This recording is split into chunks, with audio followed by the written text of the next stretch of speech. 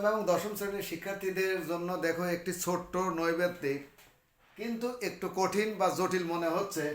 2 × a⁻1 × cube root square whole to the power -6 সমান কত?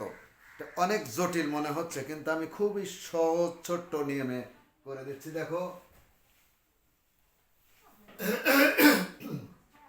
2 এই -6 এটার উপরেও আছে, -6 এটার উপরেও আছে, -6 এটার উপরেও আছে। আমি আলাদা আলাদা করে দেখাচ্ছি। দেখো -6 ইন্টু a⁻1 উপরে কিন্তু -6 ইন্টু a, এটা অর্থ 1/3, তাহলে 2/3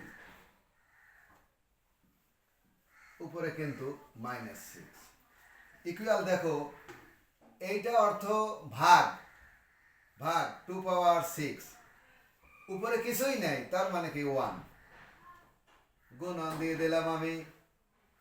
এটা অর্থ 1/a, তারপরেও আবার আছে -6, অর্থাৎ এর উপরে 1 মানে 1। এটা দিয়ে যদি গুণ করি আমরা ডাইরেক্ট মাইনাস মাইনাস কিন্তু চলে যাচ্ছে, তাহলে a⁻6 ইন্টু এই জায়গা কিন্তু এটা কেটে দিলে কত হচ্ছে?